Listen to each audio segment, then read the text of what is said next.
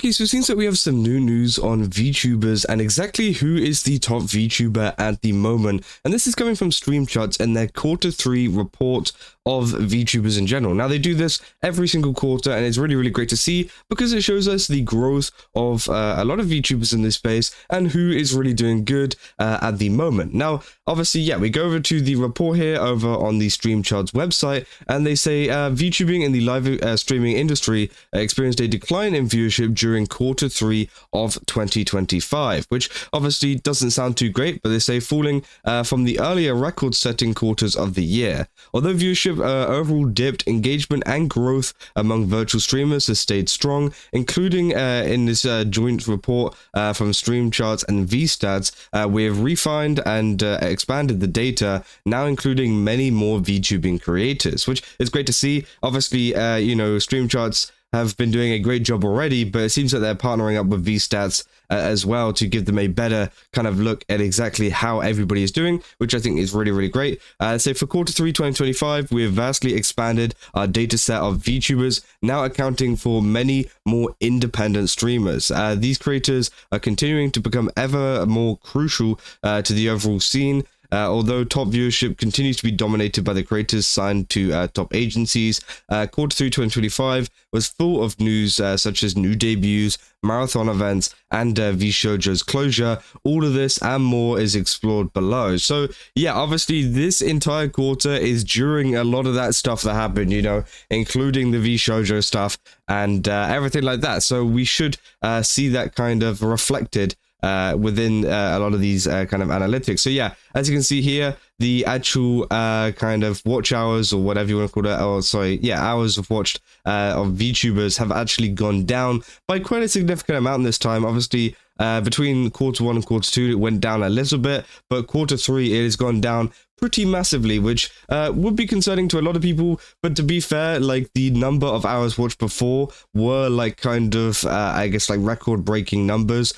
So again, people aren't too worried about it, and I'm sure we will see a rise in it very, very soon. They said our new refined data now includes over 11,000 active VTubing channels, led us to refined watch time numbers for the first sections of 2025. The hype and excitement around live streaming is clear to see in the first months of the year, and this has calmed down slightly in both watch time and overall channels. They say Q3 2025 saw the VTubing industry earn 462 million hours watched, a noticeable decrease from previous quarters. However, contextualizing this drop, Q3 also experienced a similar decrease in broadcasting time overall. So again, that's also something to factor in. Although this has gone down, it seems like the amount of time actually streamed by streamers has also gone down too. So that could also be another reason, because again, maybe during Q1 and Q2, a lot of streamers, a lot of VTubers were streaming much more often, which is obviously going to boost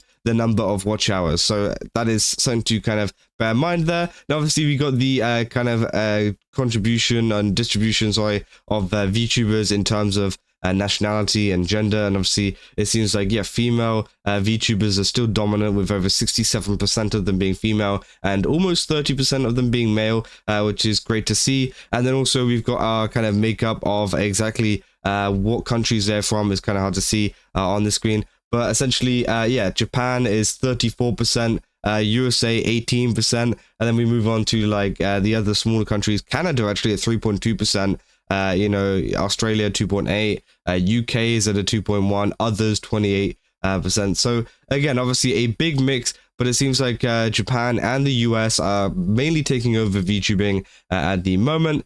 They say the demographic of VTubing shifted slightly following a dip in active female creators. Last quarter, female creators made up almost 2/3 of all virtual streamers, but their hold has slightly slipped. So again, that is pretty interesting. Obviously, we go into the platforms. I think it's pretty obvious. It seems like Twitch has actually been growing slightly from what I've seen. But they say in terms of overall share of VTubing channels, Twitch continues to host new fresh faces to the VTubing scene, while the Purple platform is home to its own star lineup of top creators, as well as many new entrants. YouTube Live remains the strongest bastion of viewership for VTubing, largely thanks to its strong foothold in the Japanese market, which, yeah, obviously we know YouTube is very big with Japanese streamers, obviously with hololive and stuff like that. Although hololive did recently make that deal with Twitch, which could obviously see us maybe making a big kind of switch to Twitch. I don't know. But again, it would be pretty interesting to see.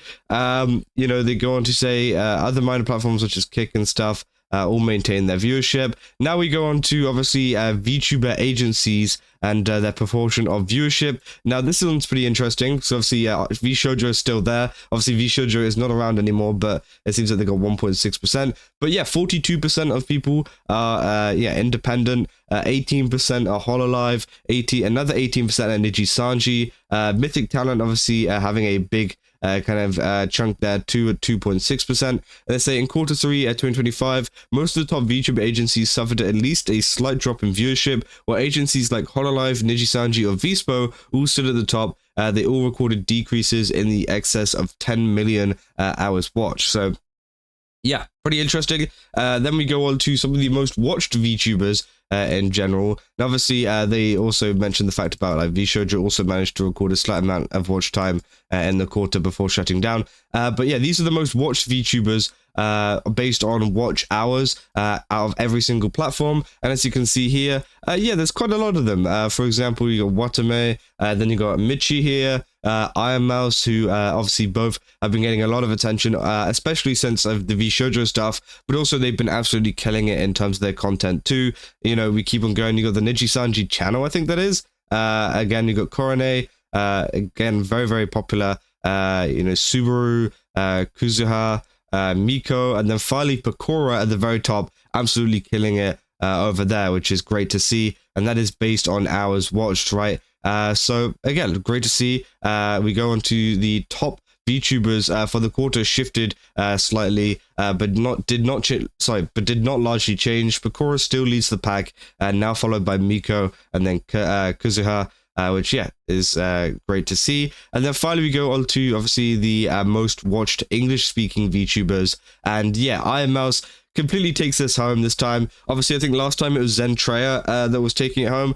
But again, a lot of the VShojo members, ex-VShojo members, are very heavily kind of added on here. You can see the Ironmouse and then Michi and then Bijou and then obviously Admiral Baru. I've never actually heard of them, but again, I might check them out.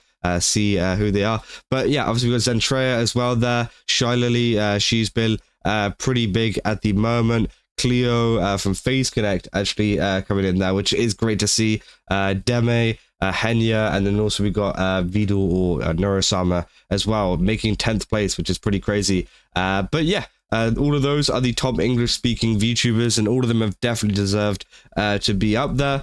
Again, we go into the most popular VTubers by average viewership. So people who've had the highest average viewership. You can see most of this, I think all of this is dominated pretty much, apart from Saba, by Japanese streamers. So it seems like they have the highest average viewers, with Miko having 40k, and then Marine coming in at second with 27,000.